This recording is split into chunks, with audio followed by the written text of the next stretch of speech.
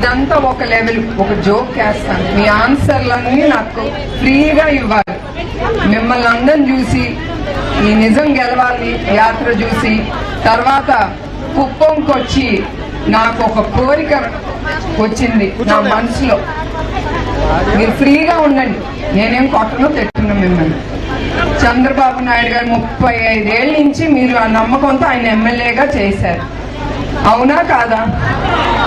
ఇప్పుడు నాకు ఒక కోరిక కలిగింది, ఆయన్ని కొంచెం రెస్ట్ తీసుకోమని నేను నుంచుందాం అనుకుంటున్నాను.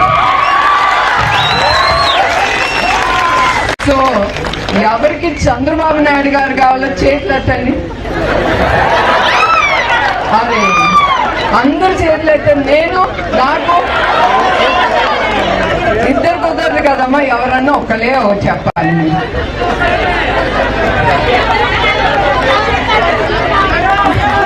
నేను ఇది ఊరికనే అంటున్నాను, నేను ఏది చేసినా నా మనసుకి తోసేది నేను చేస్తాను. నాకేదో ఈ పోస్ట్ కావాలి ఆ పోస్ట్ కావాలని మాత్రం కాదు, నాకేం అక్కర్లేదు.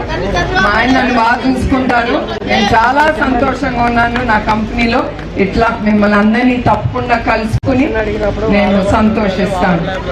ఇది ఊరికే ఒక జోక్ కింద, ఎప్పుడు సీరియస్ గా మాట్లాడితే బాగోదు కదా, అది ఒక లైటర్ మూమెంట్. ఇది నిజం అనుకోపాకండి, ఆయనే ఉంటారు మీకు ఎప్పుడు.